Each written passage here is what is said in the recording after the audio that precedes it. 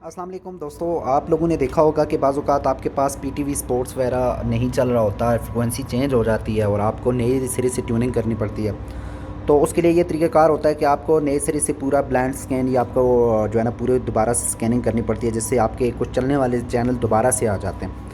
तो अब इसका ये तरीका है कि अगर आपने सिर्फ़ पीटीवी स्पोर्ट्स के या पीटीवी के चैनल चलाने हैं, दोबारा से उनकी फ्रिक्वेंसी चेंज हो गई है, किसी भी ऐसे चैनल जो बंद हो चुके हैं उनकी फ्रिक्वेंसी चेंज हुई है, तो आप सिर्फ उनको अलग से ट्यून कर सकते हैं। उसके लिए आपको मैं बताता चलूँ, यहाँ पे आप देखें इस वक्त पीटीवी स्पोर्ट्स की जो फ्रिक्वेंसी नीचे शो हो रही है वो है जी 4004/15,556 और /H जो है ना इसकी फ्रिक्वेंसी है।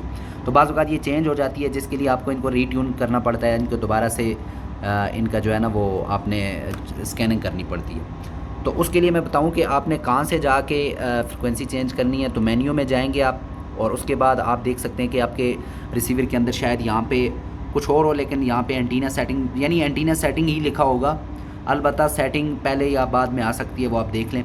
तो एंटीना सेटिंग पे जाके कुछ जो है ना आपको सेट करनी पड़ेगी फ्रिक्वेंसी। तो फ्रिक्वेंसी हर चैनल की बेसिकली ट्रांसपाउंडर होते हैं, जो कि जैसे पीटीवी स्पोर्ट्स की एक मेन फ्रिक्वेंसी एक मेन ट्रांसपाउंडर होता है, जिसको यहाँ पे देखें ना तीसरे नंबर पे यहाँ पे ट्रांसपाउंडर लिस्ट लिखा होगा। आपके रिसीवर के अंदर शायद टीपी लिस्ट लिखा हो।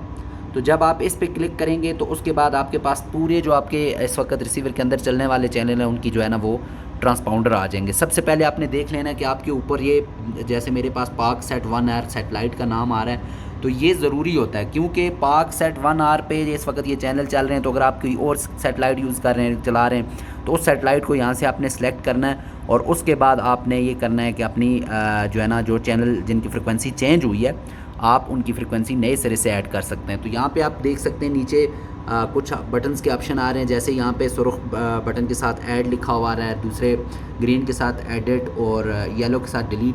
तो क्योंकि हमने ऐड करना है नई फ्रिक्वेंसी या ट्रांसपाउंडर, तो उसके लिए हम ऐड का बटन दबाएंगे और यहाँ रिमोट के ऊपर भी आप देख सकते हैं यहाँ पे ये जो है ये रेड का बटन।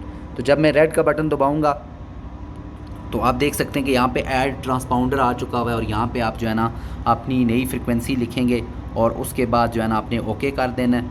तो जब आप नई फ्रिक्वेंसी इंटर करते हैं ना, तो ये तो खैर अभी मैंने बगैर इंटर गलत लिख के ही ओके किया, लेकिन ये क्योंकि शो हो रही है ये सबसे आखिर पे ये 46 नंबर वाली जिसमें 4200 और 2000 है। तो आप यहाँ पे जब एक्चुअल फ्रिक्वेंसी लिखेंगे तो ऑटोमेटिकली वो सही यहाँ पे ऐड हो जाएगी और उसके सिग्नल भी आना शुरू हो जाएंगे।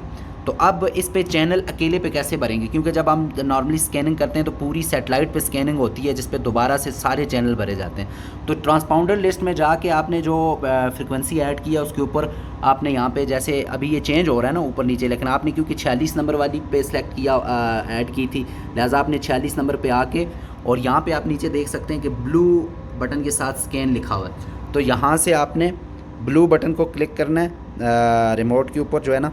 तो ब्लू बटन क्लिक करते ही आपके पास जो है ना वो आ जाएगा कि ये देखें ऊपर स्कैन लिखा हुआ आ रहा है। यहाँ पे स्कैन के नीचे आपके पास आ रहा है नेटवर्क सर्च, इसको ऑफ रहने दें। चैनल टाइप अगर आपने ऑल सर्च करने हैं तो इसमें रेडियो के चैनल भी आएंगे। अगर आपने FTA सेलेक्ट करना है तो फ्री टू एयर से चलने वाले चैनल आएंगे और या ऑल आएंगे। तो खैर आपने जो है ना इसको ऑल या FTA आपकी मर्ज़ी के मुताबिक करके ओके करना है। तो आपकी फ्रिक्वेंसी अगर दुरुस्त हुई हो, यानी मैंने तो अभी गलत फ्रिक्वेंसी लगाई इसलिए कोई चैनल नहीं आया, लेकिन आपकी फ्रिक्वेंसी अगर दुरुस्त हुई तो बाकायदा चैनल इसमें भर जाएंगे और आपकी जो है ना वो जो चैनल पहले नहीं चल रहे थे वो चलना शुरू हो जाएंगे।